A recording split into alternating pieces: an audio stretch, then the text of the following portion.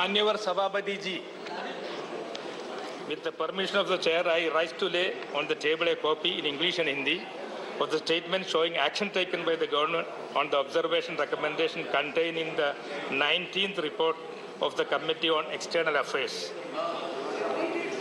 Every day. 17th Lok Sabha on action taken by the government on the observation recommendation contained in its 12th report.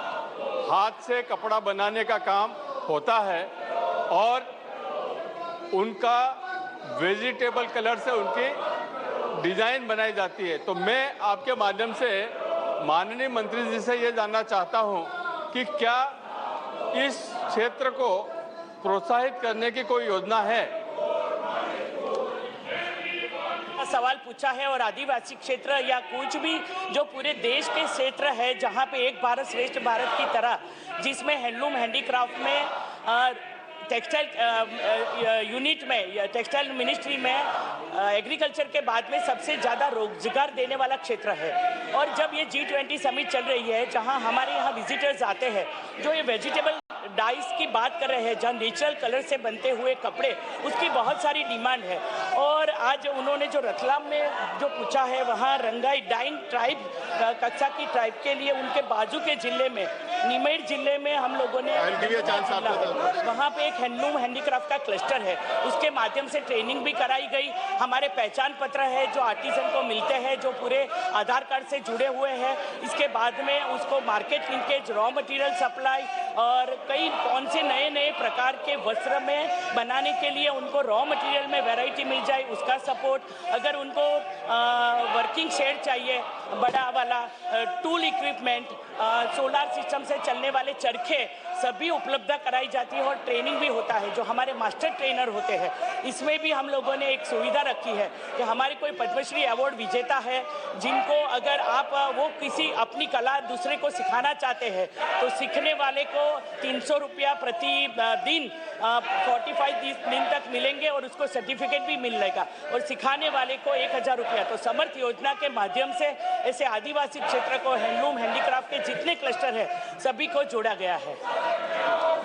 Shri BV Satyavati ji. Chairperson sir, and in today's reply, the minister said India imports raw materials used for manufacturing clothes like silk yarn, woolen yarn, cotton yarn, etc. from the countries such as Bangladesh, China, Vietnam, Italy, etc. So my question through you, Honorable Chairperson sir, to the Ministry of Textiles, has the government considered supporting the domestic textile sector and the handloom sector to make them self-sufficient? And if so, what are the steps that are being taken in this regard? And when the import of raw materials for the textile industry can be phased out completely? Thank you. Honorable Minister. सदस्य ने पूरक प्रश्न में जो पूछा है इसमें कई प्रकार के हम इंपोर्ट की परमिशन होता है, इसमें यान भी होता है, फैब्रिक भी होता है, अप्रैल के लिए भी मंजूरी दी जाती है, के लिए जो होम फर्निशिंग की चीज के लिए जो टेक्निकल टेक्सटाइल को बढ़ावा देने के लिए प्रधानमंत्री जी ने Now, the Delhi Services Bill is likely to be taken up for discussion in the Lok Sabha. It was tabled in the Lok Sabha yesterday. The real fight is in Rajya Sabha between the pro-government and the pro-opposition parties, where NDA lacks the majority. Though BJP is the largest party in Rajya Sabha with 93 members, NDA has 104 MPs in the House. What has come as a last-minute boost for the NDA government is the BJD as well as the YSRCP have extended their support to the centre and are likely to support the bill in the Rajya Sabha. Now, other parties, BSP and TDP, have not made their stand public yet, but they have always sided with the BJP government over crucial legislations in the past. Now, meanwhile, Congress MP P. Chidambaram has questioned the BJD and the YSRCP parties, asking them whether they realize that the bill will make office masters and ministers subordinates.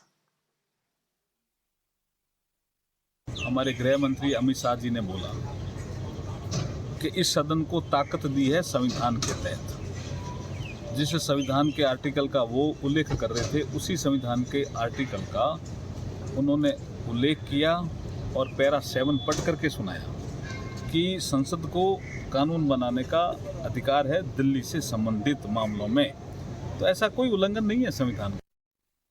विपक्ष के माननीय सांसद सदन में भाग लेने के लिए नहीं आ रहे, चर्चा में भाग लेने के लिए नहीं आ रहे, चर्चा से भाग रहे हैं। आखिर ऐसी कौन सी मजबूरी है माननीय विपक्ष के सांसदों की कि मणिपुर तो जा सकते हैं लेकिन बंगाल नहीं जाएंगे, राजस्थान नहीं जाएंगे और ना ही पार्लियामेंट में आके चर्चा में भाग लेंगे। ये अपने आप में दिखाता है कि केवल राजनीति राजनीति और राजनीति हो रही है। Meanwhile,